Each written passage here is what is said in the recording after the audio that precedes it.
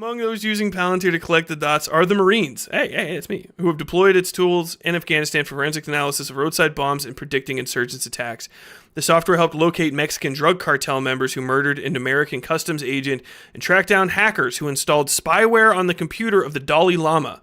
In the book The Finish, detailing the killing of Osama bin Laden, author Mark Bowden writes that Palantir's software actually deserves the popular designation killer app.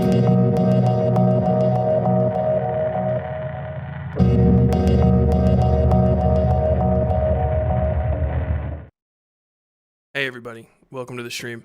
So, I am starting to make a small pool of interest for myself in regards to basically my dislike of both AI art and the generally really the people that are around it and that use it.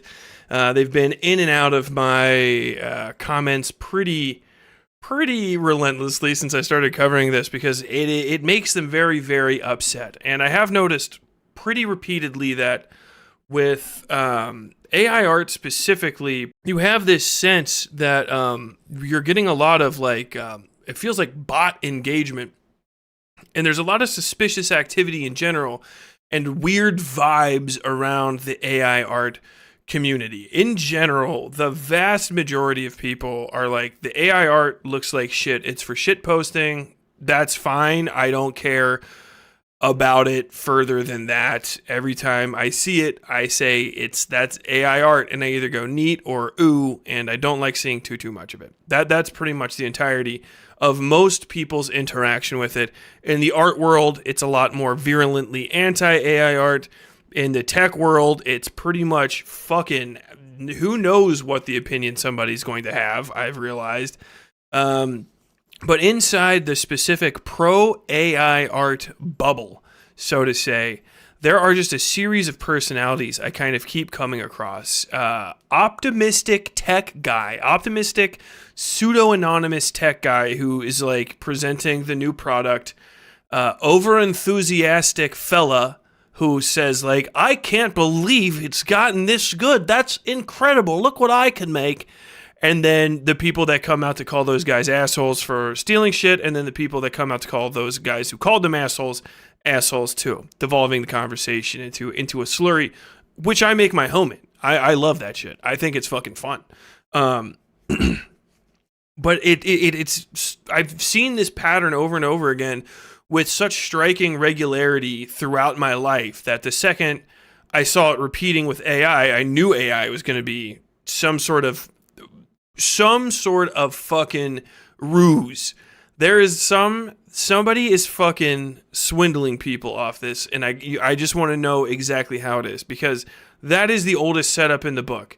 It's not, you don't have, when you're trying to sell snake oil to people, you don't go and just sell it to people. You put up your little booth. You say, wow, I've got the new fix-it. And then you have some guy come in who's your fixer, right? Or your dude in the crowd. There's actually a name for this in like magic and shit, but it's like a standard con man trick, who comes up and they juice the crowd and make everybody think that this is a good thing. Like, wow, this is the most incredible. I just grew a hair putting this snake oil on my head. It's like I'm a 13-year-old boy again. I've got a crisp set of whiskers. When you have a 3-card Monte game, it's the guy that goes up and wins $500 at 3-card Monte. When it's the Ponzi scheme, it's the guy that goes up and makes a bunch of money with the Ponzi scheme. As the fucking scam gets weaker and weaker with the returns, when you get down into like Amway scams and shit, it's I never really thought that I could own a 6-figure business from the comfort of my living room as a single mom. But now that I operate basically a slightly more expensive Walmart out of my 1-story fucking ranch house in Mesa Verde, I'm living the big life, so to say. And I see this over and over and over again. And I saw this specific exchange pop up, and I went, I got to save this, and I've got to go back to it. And I've had way too many things to talk about before, but now I'm almost out of topics this week because I promised myself I would not talk about Shadiversity again outside of like mentioning that he exists, so to say. or using him as a reference, but I would not be doing additional Shad content, although there is apparently more and more out there. It's absolutely beyond the pale. The AI hype guys are suspiciously similar to the NFT guys. It's the same grift over and over and over again. You just got to figure out what the inside of the grift is. And this one, I think it's very fucking interesting. This is tinfoil hat. I don't have a tinfoil hat emoji because we're not on Twitch, and I don't have the technical know-how or the money to get fucking someone in here that knows how to do that shit. But this would be the moment where you put on your tinfoil hat emojis and start spamming this, because we're rabbit holing, guys. This is about to get fucking wild. If you are a fucking one of these Alex Jones fucking libertarian types that I normally make fun of, and you come out of this and you're not fucking more suspicious about this than I am, I'm suspicious of you. You're glowing in the dark, and you know what I mean by that. We're going to go ahead and pop over to the art screen. This is my current background right here. I just liked it a little bit better than the other thing I had going on. Comment 1 to accept this backer, or comment 2 to say, no, I don't like it. Give us a nyeh in chat if you want me to change the backer up. I'm probably going to do it eventually anyway. I just wanted to put something else back here other than that one piece of background art I've had up for forever. Okay, so this is Amar Reshi, and this is the tweet as I experienced it in real time a few weeks ago. OpenAI's latest image generation model, DALL-E 3, makes it so easy to create comic books. Here are 4 panels for a fan-made Batman comic made in under 5 minutes. Prompts included in the alt.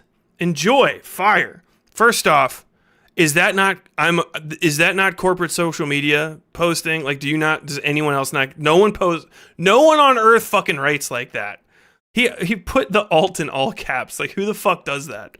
But here's the comic. It is, of course, dog shit. It just looks like it's literally ripped from already existing comics, or just with like an automated filter that has just been put over, Adam West stuff. This is also not a 4-panel comic. This is literally The Killing Joke.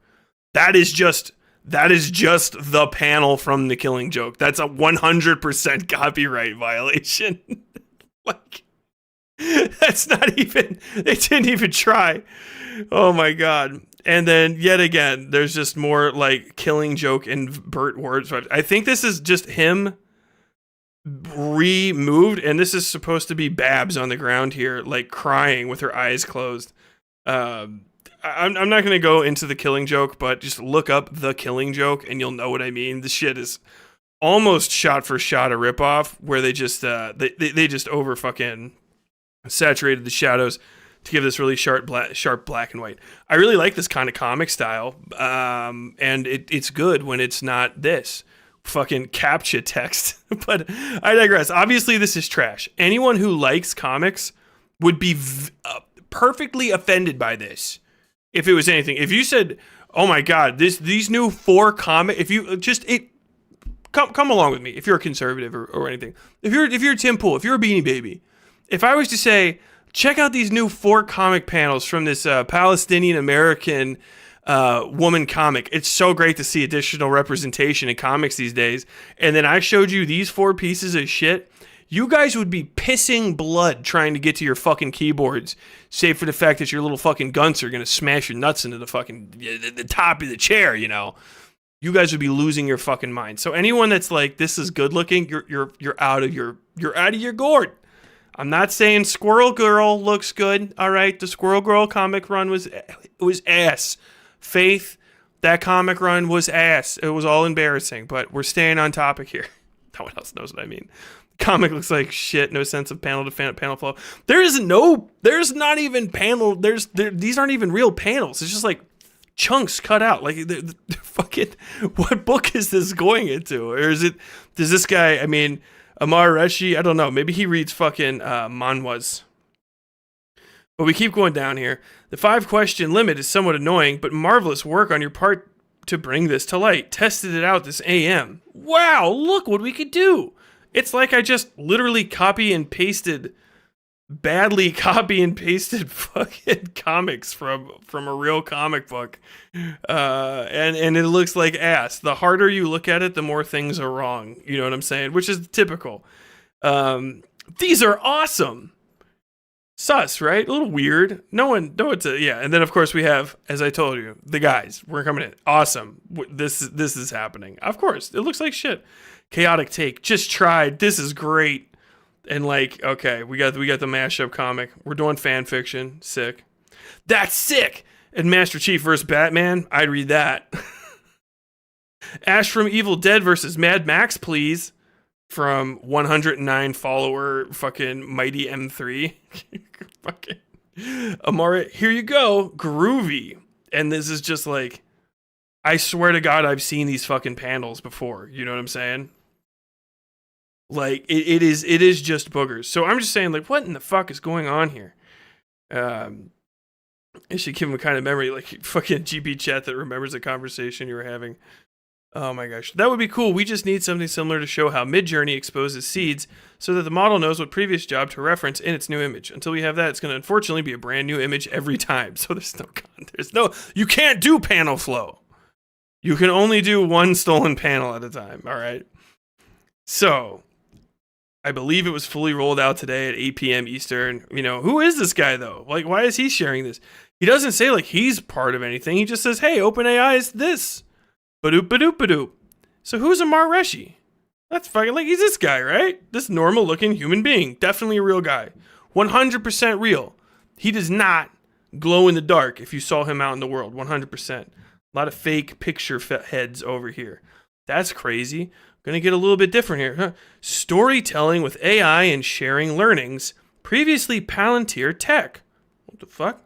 Well, what's Palantir Tech? Let's go check out Palantir Tech and see if we can't get a little bit deeper. New news and updates from Palantir. That's a weird kind of fucking sketchball background. This looks like a bad guy from a fucking Metal Gear Solid game. Established 2003, Palantir.com.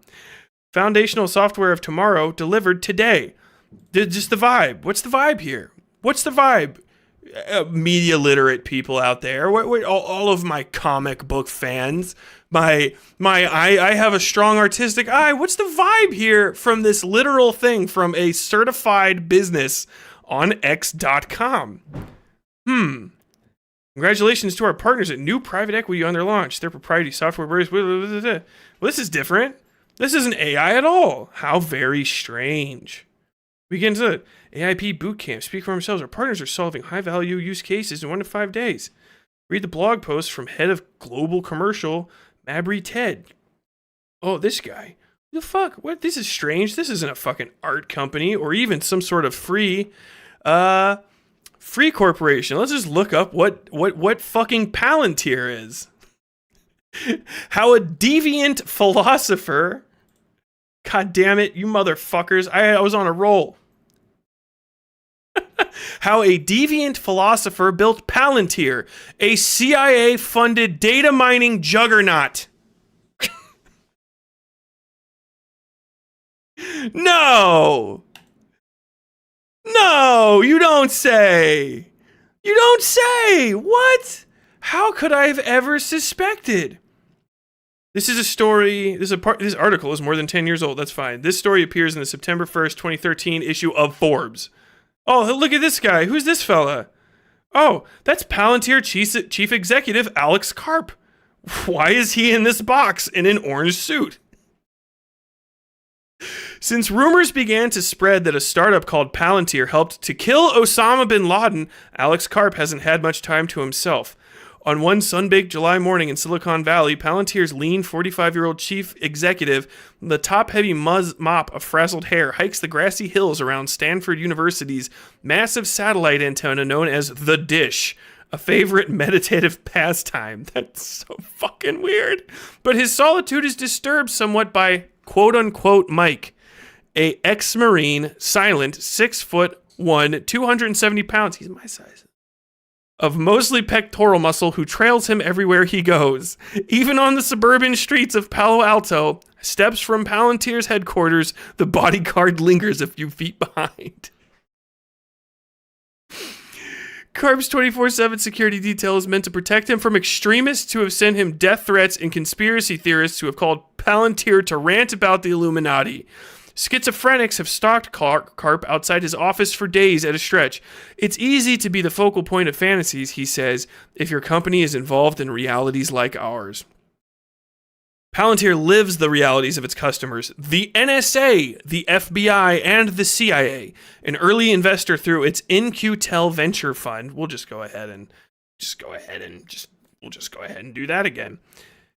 Along with an alphabet soup of other U.S. counterterrorism and military agencies. In the last 5 years, Palantir has become the go-to company for mining massive data sets for intelligence and law enforcement applications with a slick software interface and coders who parachute into clients' headquarters to customize its programs. Palantir turns messy swamps of information into intuitively visualized maps, histograms, and link charts. Give its so-called forward-deployed engineers a few days to crawl, tag, and integrate every scrap of a customer's data, and Palantir can elucidate problems as disparate as terrorism, disaster response, and human trafficking. Palantir's advisors, I'll stop reading when it stops getting interesting.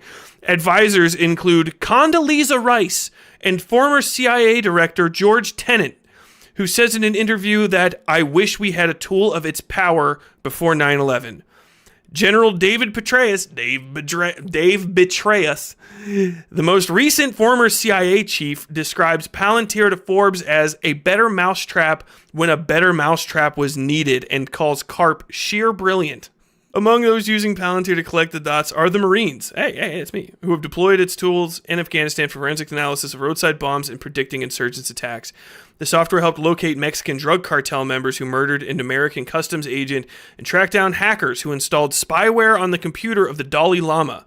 In the book The Finish, detailing the killing of Osama bin Laden, author Mark Bowden writes that Palantir's software actually deserves the popular designation killer app. And now Palantir is emerging from the shadow world of spies and special ops to take corporate America by storm.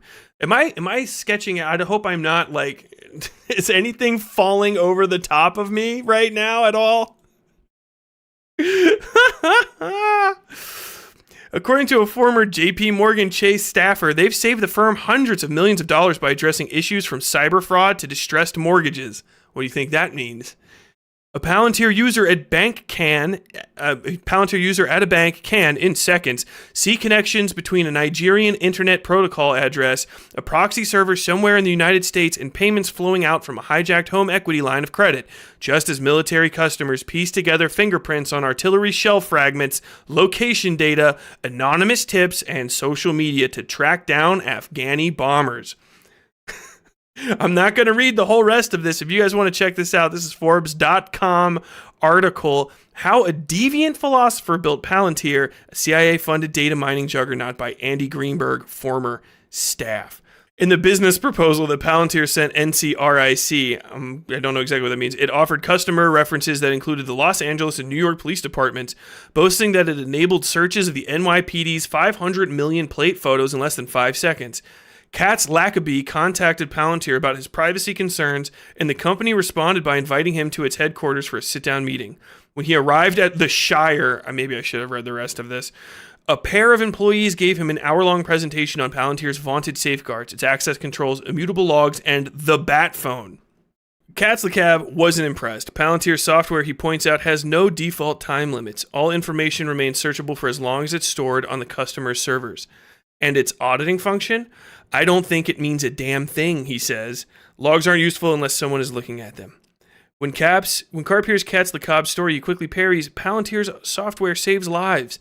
Here's an actual use case, he says, and launches into the story of a pedophile driving a beat-up Cadillac who was arrested within an hour of assaulting a child thanks to NYPD license plate cameras. Because of the license plate reader data they gathered on our product, they pulled him off the street and saved human children lives. And then, of course, in the next thing, we can't actually do that all the time. I don't know how exactly he ended up in prison. We might come back for a deeper dive into this, but so I'm just saying, in a general sense, this is a vibe, right? Does this feel a little bit different to you? If you're an AI supporter and you just have these things downloaded onto your computer that have access to massive data banks of data and stuff, and they just use your computer to help them do mathematics. Don't worry, you're probably like fucking script kiddie. You're good at hacking. You're definitely better than the CIA. Does this feel different to you? Does this feel just a little bit different to you at all anymore? Does this the vibe of this change whatsoever? Don't forget, this is Amar Reshi, a real human being, definitely 100% real. Design manager at Brex HQ, storytelling with AI and sharing learnings / previously Palantir Tech, Pakistani British. OpenAI's latest image generation model, DALL-E 3, makes it so easy to create comic books. Here are 4 panels for a fan-made Batman comic made in under 5 minutes. Prompts included in the alt. Enjoy! Notice how he never says he makes DALL-E 3? We just never noticed that. Does he actually? Who makes DALL-E 3? Is that a Palantir Corporation thing? Who does it belong to? Who does all of them belong to? Do you know? Do you know these people? Do you know where they come from? What are you doing with this information on your computer? Are you not suspicious? Don't forget what I said earlier. Well, I've got a great new product for you, and if you just come on, step right down, it's going to cure all your ails. You've never been able to draw? No problem. Does the feel of graphite on a piece of paper just bother you, silly? We've got the solution for you. AI art, buddy. Come on down and try it out. Oh, well, I've never tried this AI art before, but when I walked up to this card, look, I just made my own comic book. That's incredible. I don't think that's particularly good. Oh no, the naysayers are getting boxed in the face. Oh man, don't listen to the naysayers. With DALL-E 3 from Palantir Corporation on your computer, you're just as important, talented, skilled, and relevant as all of the people who are betraying you when they put women in movies.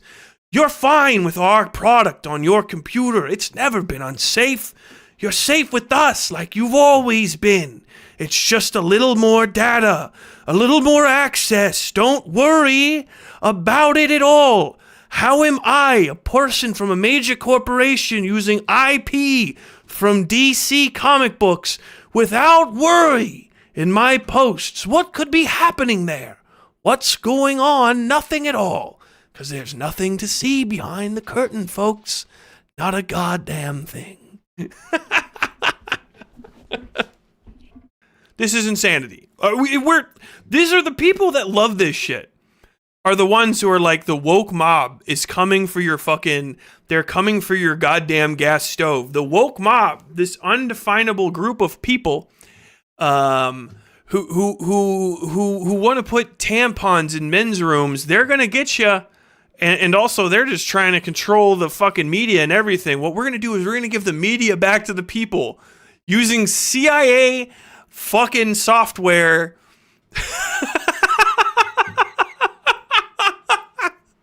to make bad comic books.